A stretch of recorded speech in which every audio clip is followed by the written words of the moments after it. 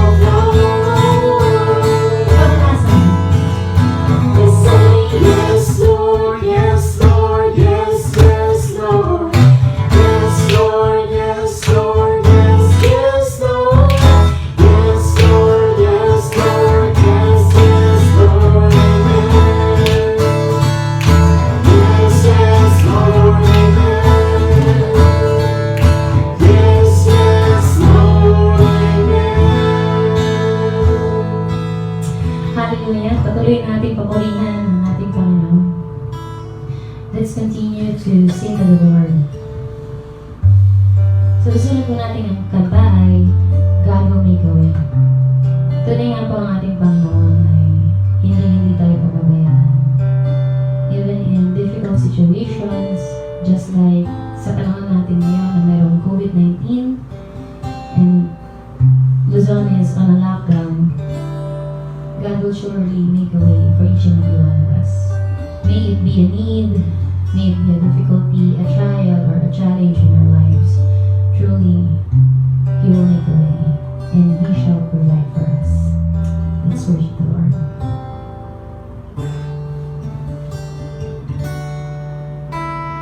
God will make a way where there seems to be no way. He works in ways we cannot see. He will make a way for me. He will be my guide. Hold me closely to His side. Without the strength for each day, He will make a way. He will make a way. And then let's sing God will make a way. God will make a way where there seems to be no way. He works in ways we cannot see. He will make a way for me. He will be my guide. Hold me closely to His side. Be now and strength for each new day. He will make a way. He will make a way. I'm rolling on wilderness in waiting, and rivers in the desert will I see. Heaven and earth will fade, but His word will still remain. He will do something new today. Oh, God will make a way where there seems to be no way. He works in ways we cannot see. He will make a way for me. He will be my guide. Hold me closely to His side. With love and strength for each new day, He will make a way. He will make a way. And for the last time.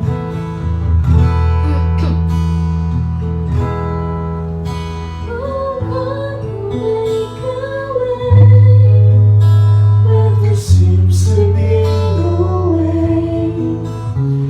He works in ways we cannot see. He will make a way for me. He will be my guide. Hold me closely to His side. With love and strength for each new day, He will make a way. He will make a way.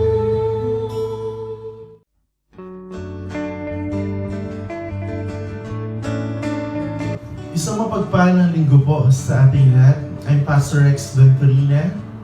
Ito po yung ating second Sunday na ginagawa natin yung service natin through online. So, I hope and I pray na yung message last Sunday ay nakapakinig kayo. And hopefully, mas maganda opportunity din to para i-share sa mga kakilala natin yung message ng Panginoon through online, through Facebook, through YouTube, or anything. So before that, to be honest, itong mga nakalipas na araw, most especially last Sunday, kung friend ko sa Facebook, suddenly, nung pumasyal ako dito sa church, medyo nalungkot ako kasi hindi ako sanay na pagdating ng Sunday, walang tao sa church. Pero sabi nga, maraming positive din.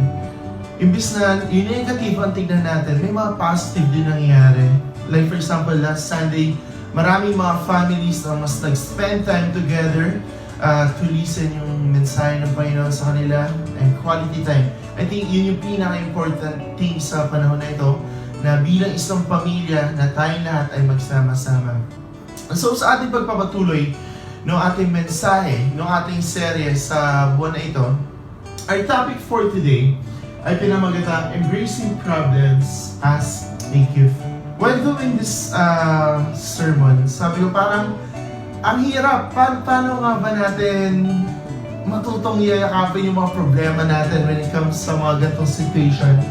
And sabi ko nga, as I reflect, minsan tamang perspective lang yung kailangan natin. Paano yung mga negative ay maging positive. So this morning, yung ating message po sa umaga ito ay matatagpuan sa 2 Corinthians chapter 4, verses 8 to 11. Ito po siya sabi. We are hard-pressed on every side, but not crushed. Perplexed, but not in despair. Persecuted, but not abandoned. Struck down, but not destroyed. We always carry around in our body the death of Jesus, so that the life of Jesus may also be revealed in our body. For we who are alive are always being given over to death for Jesus' sake, so that His life may also be revealed in our mortal body. Tayo po muna ang lahat ay manalangin. Aming Diyos na higit ang mapariyan sa lahat. Patuloy po namin kayong pinupuri, kaya pasalamatan Panginoon,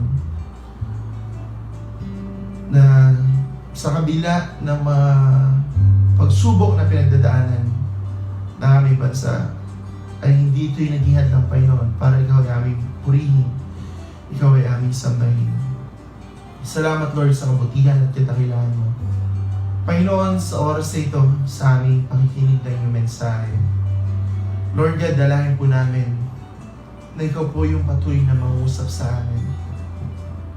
Na Ikaw po yung patuloy na manguna, Ikaw po yung patuloy na humipo sa aming mga puso sa oras nito. And Lord, sa mga nakikinig, Panginoon, sa umaga ito, we pray na Ikaw po yung patuloy na magbigay ng kapayapaan sa kanilang mga puso.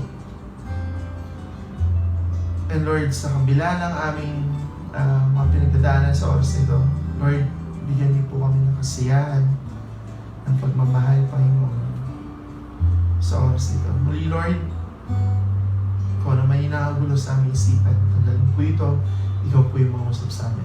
Mahal na mahal po namin kayo, Panginoon. Sa pangalan ni Jesus. Amen. Amen. Sa ating pagpapatuloy, paano nga ba natin titignan positive yung mga bagay or yung mga problema na dumadating sa atin? Paano natin siya makikita in a good way?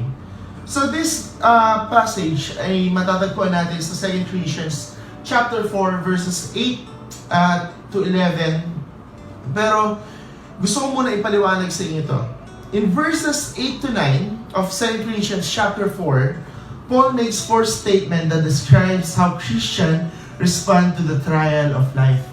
So itong message ito ay ibinahagi ni Paul para ipakita sa atin, tayo bilang sa mananampalataya, ano ba dapat yung respond natin when it comes to trials.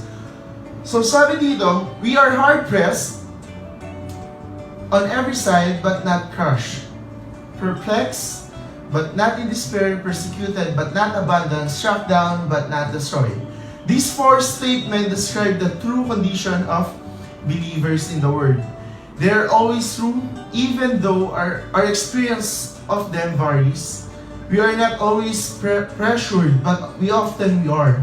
Diba sa buhay natin, may mga kanya-kanya tayong pagsubok. Lahat tayo ay dumadaan or lahat tayo ay nakaka-experience sa pagsubok. So pangalawang attitude dapat natin when it comes sa mga problema na dumarating sa buhay natin. Confusion, we need to understand that confusion will not discourage us. Confusion will not discourage us. In verse 8, okay, part 2 ng verse 8 kanina, We are perplexed but not in despair. Sometimes you just don't know which way to go. Di ba, minsan tayo bilang isang mananampalataya or bilang isang tao, minsan darating tayo sa punto ng buhay natin na parang nag-wonder tayo kung saan ba tayo patungo. Ano ba yung ginagawa natin sa buhay? Minsan ba dumadating ba kayo sa point na gano'n? Ako minsan sa buhay ko, dumating din ako sa point ng buhay ko na parang, ito bang ginagawa ko, tama ba? Ito bang ginagawa ko, ito ba talaga yung gusto kong gawin? Ito bang meron ako, ito bang bagay na ito ba yung gusto ko? Minsan darating tayo sa point ng buhay natin na tayo ay makukonfuse kapag dating sa ating buhay.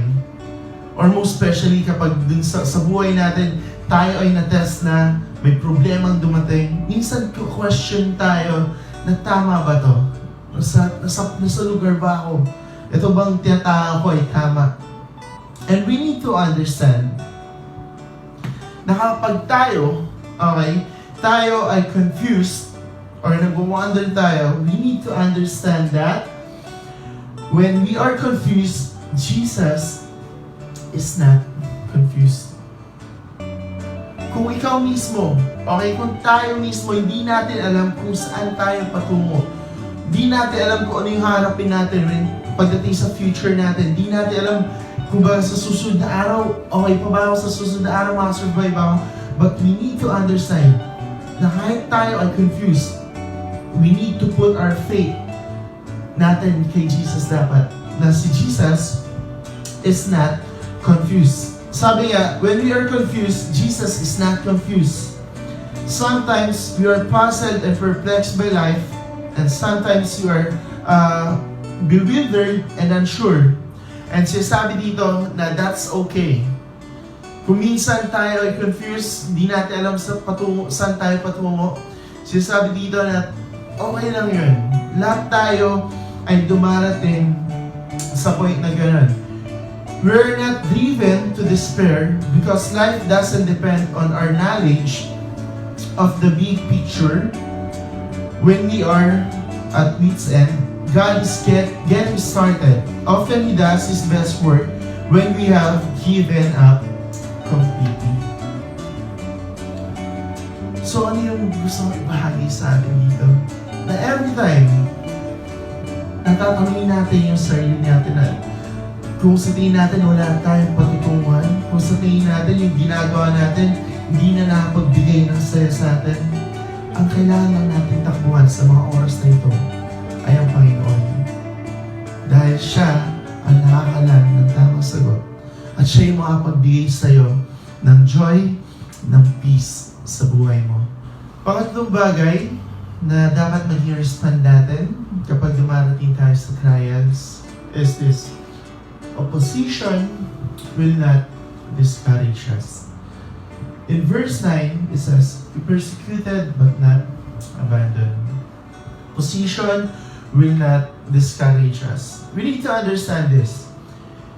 In our life, if you set out to do anything good in this world, someone is bound to oppose you.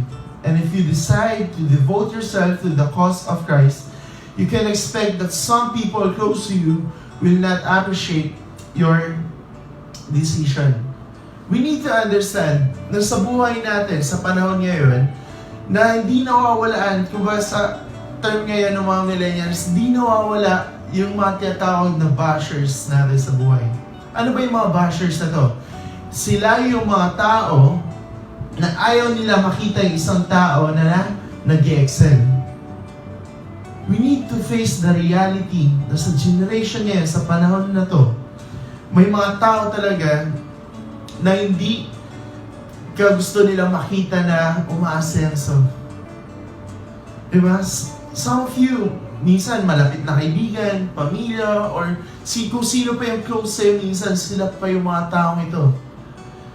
And truly, napakasayid na ito. But we need to understand na dapat tayo bilang sa mananampalataya, ito yung mga bagay na dapat pangawakan natin. We need to understand this, that we are not abandoned by God, we are not deserted, and left to stand alone, and we are never abandoned to our fate. Napakasarap ang hawakan yung mga bagay na to. Sa kabila ng lahat, yes, may mga naninira sa'yo. Yes, pag dumating sa problema, ida-down ka. Pero we need to understand that ang Panginoon ay hindi tayo inabandon. I would like to look ditong verse na to. In Matthew chapter 28, verses 18 to 20, it says, "And Jesus came and said to them, all authority in heaven and on earth has been given to me. Go therefore and make disciples of all nations, baptizing them in the name of the Father and of the Son and of the Holy Spirit, teaching them to observe all that I have commanded you. And behold, I am with you always to the end of the age." Yan yung pangako ng Panginoon na napakasarap panghawakan. Na every time na may pagdadaanan tayong problema, financial man yan, sa business man yan, sa relationship man yan, lagi natin panghawakan na na ang Panginoon kailanman hindi niya tayo iiwan. At sinasabi dito, ito, Great Commission. Tama? Ito yung verse ng Great Commission. Sinasabi sa atin dito, malinaw, I am with you always to the end of the age. Yes, darating tayo sa problema natin. Kuba mahirapan tayo, kuba darating sa time na madadapa tayo, masasaktan tayo, mawawalan tayo. Pero ang panghawakan natin na ang Panginoon sa kabila ng lahat ng problema natin pinagdadaanan, most especially ngayon, na ngayon na inaranasan natin yung COVID-19, dapat natin panghawakan ang salita ng Panginoon na sa kabila ng sitwasyon ngayon, nandyan siya at siya ay sumasa atin hanggang sa dulo. Minsan yun yung mga bagay na makapagbigay sa iyo ng peace sa iyong puso. Na sa kabila ng pinagdadaanan mo, sa kabila ng mga problema mo sa buhay, nandyan ang Diyos, kasama natin ang Diyos. Minsan nagiging kaisipan natin, pagdating sa mga problema, minsan noong time na naging Christian ka, ang akala natin, okay, wala nang problema ang darating sa akin. Nandiyan ang Panginoon, Christian ako Mananampalataya ako, hindi ako bibigyan ng problema. But the reality, hindi ganon ang buhay natin. So sabi dito, sa ating fourth na dapat na maging attitude natin, we need to understand that hard hits will not destroy us. Ito yung dapat na maging natin, hard hits will not destroy us. You are struck down, but not destroyed. Sabi ni J.B. Phillips, we may be knocked down, but we are never knocked out. If you live long enough, you'll be hit with a sour punch sooner or later.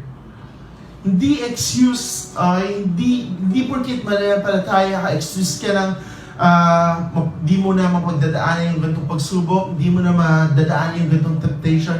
No, hindi po totoo yun. The more na ikaw ay binigay mo yung buhay mo sa Panginoon, the more mo mas may experience yung pagsubok mo sa buhay. The more mo may experience yung mga bagay na masasakit. Pero ang pangako doon sa atin ng Panginoon, nandyan ako. Ano man yung pagdaanan mo, nandyan ako. Nadapa ka, nasaktan ka, umiyak ka, nandyan ako para sa'yo. So sa atin bilang isang mananampalataya, ang tanong dito is this: are we under pressure? Yes. Do we get confused sometimes? Yes. Do we face harsh criticism? Yes. Are we knocked down sometimes? Yes. Lahat tayo hindi excuse. Like for example ngayon, di ba, nakakaranas tayo ng matinding virus ngayon. Minsan yung mga sobrang extreme na Christian, naniniwala sa Panginoon, hindi ako tatabla ng kahit anong sakit. Tandaan po natin mga kapatid, ang Panginoon, binigyan niya rin tayo ng wisdom para i-balance yung mga bagay-bagay. Yes, may Panginoon ka sa puso mo? Tatablan ka ba ng sakit? Yes. Dahil lahat ng tao dumadaan doon.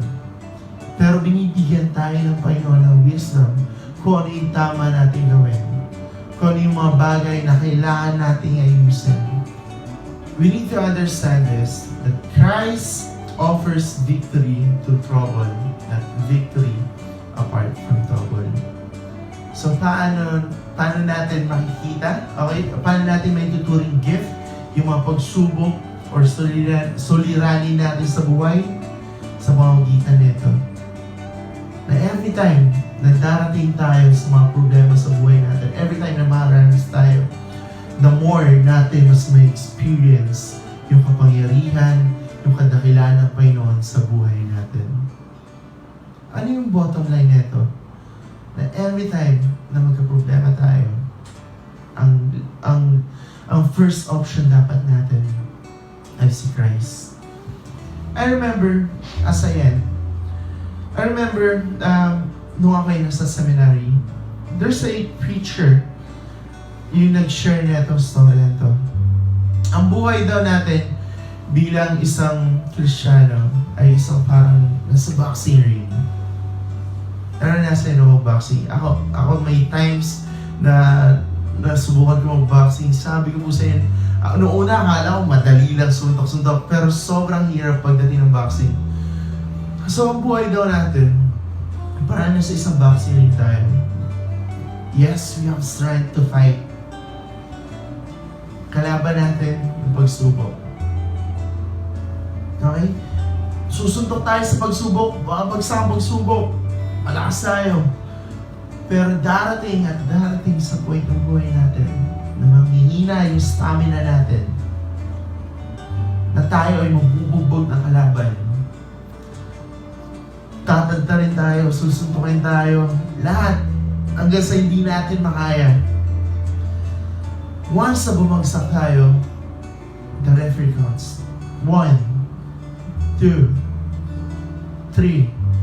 Ikaw bilang sa mananampalataya, naalala ko yung verse na ganito, I need to be stronger, kailangan ko maging malakas. Dahil naniniwala ko, tatayo ako.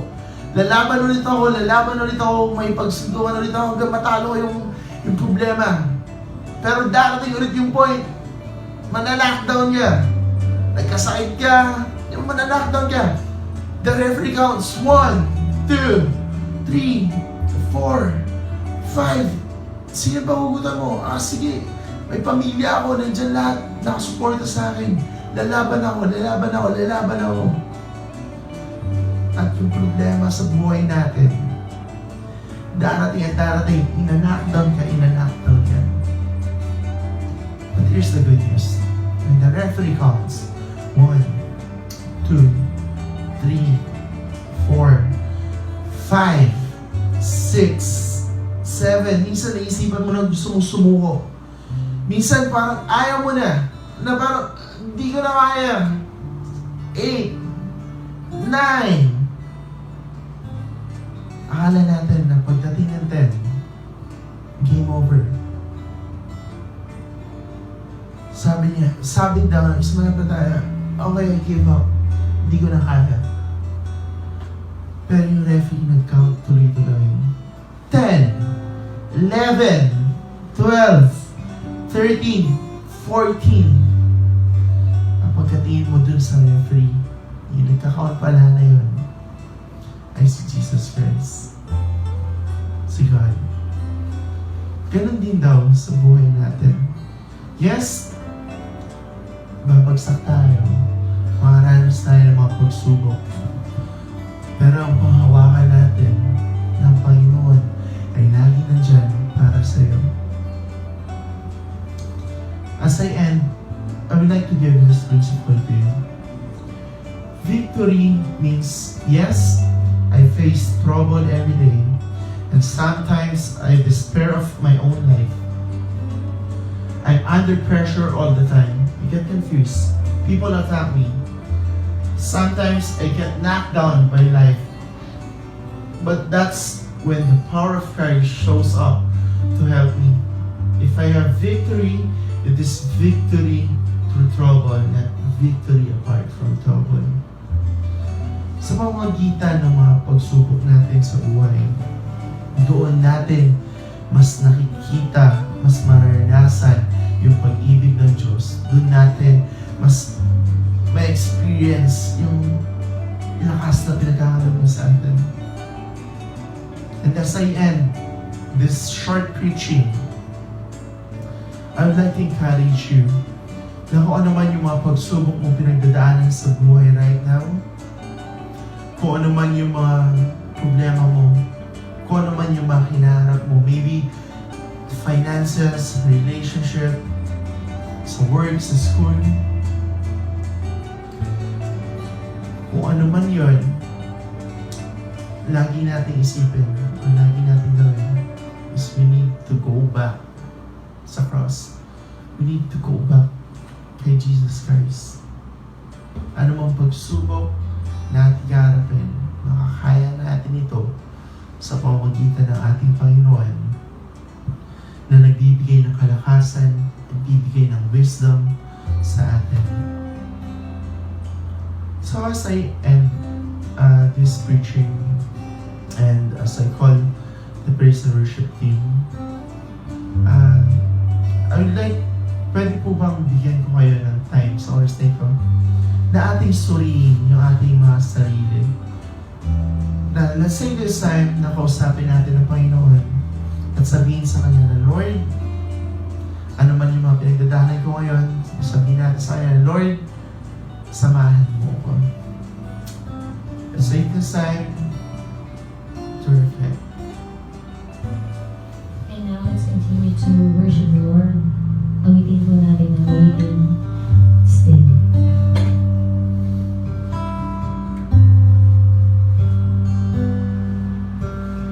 Call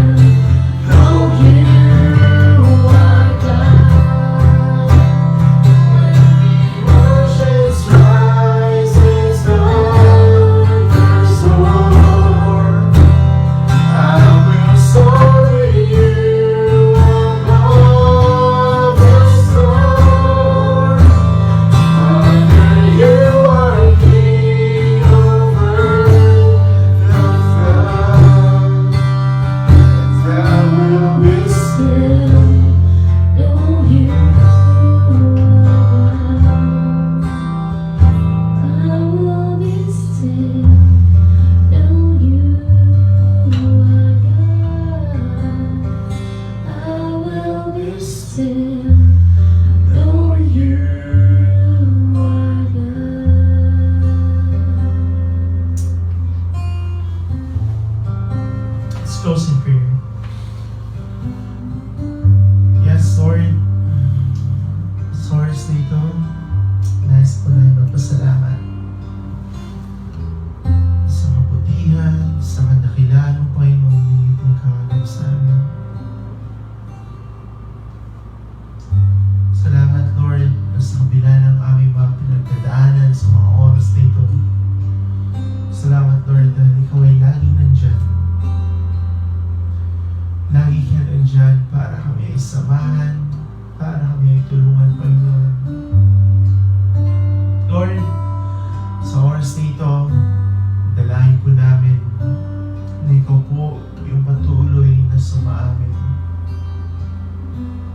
Ikaw po yung patuloy na maging sentro ng aming buhay, ng aming pamilya, Panginoon, ng aming iglesia, na sa kabila ng mga pagsubok na pinagdadaanan sa mga panahong ito, Panginoon, nawa ay patuloy namin makita, maranasan, Panginoon, yung pag-ibig, yung kadakilaan na nagmumula po sa inyo.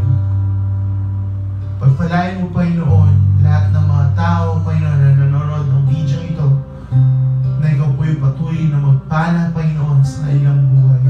Lord, right now, we would like to take this time na ipanalangin, Panginoon, yung aming presidente, na ikaw po yung patuloy na pumatubay at lumbay sa kanya.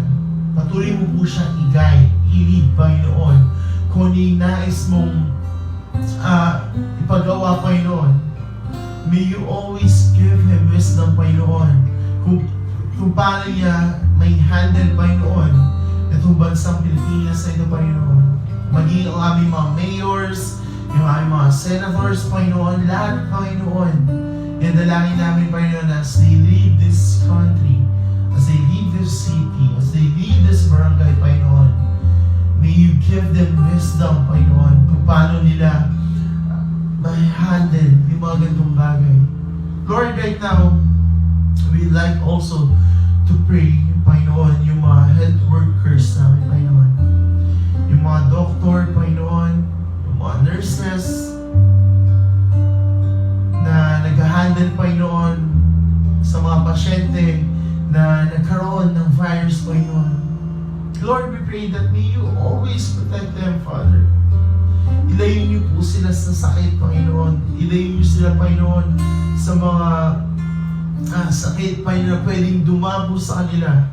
May you always give them strength, Panginoon. Bigyan niyo sila ng magandang kalusugan, Panginoon, upang mas malabanan, Panginoon, at mas magamot nila na maayos, Panginoon, yung mga pasyente. And we also pray dun sa mga tao, Panginoon, na naka-experience ng COVID-19. Lord, dalangin namin na ikaw po yung patuloy na magbigay ng kagalingan, ng lunas sa kanila, Panginoon. May you bless, Panginoon, even yung family ng mga may sakit na ito, Panginoon. Maging dun sa mga taong naapektuhan nito, Panginoon, na ikaw po yung patuloy na tumulong sa aming lahat. Lord, we believe and we know na wala po imposible sa inyo. Kaya Lord, i-declare namin, we continue to declare, Panginoon, na itong virus na ito ay mawala sooner, Panginoon. We believe in your power, God, na walang virus, Panginoon, ang makatalo sa iyo, na kaya mo itong tanggalin, Panginoon. Sa oras na ito, Panginoon, sa aming pagtatapos ng aming maitling service, Panginoon, through online, naway patuloy mong igawad sa amin inyong bendisyon, inyong pag-iingat, Panginoon. Pagpalain niyo nawa, Panginoon, ang bawat isa dito. Salamat po, Panginoon. Patuloy namin kayong pinupuri sa pangalan ni Jesus. Amen. Amen. Amen. So yun lamang po, and God bless us all po. Stay safe po tayo. Huwag po tayo lumabas. Sundin po natin kung ano yung sinasabi sa mga balita, kung ano yung mga kailangan natin gawin. And I hope and I pray na sa mga susunod na linggo, makikita natin ang bawat isa muli. So yun lamang po, and God bless us all.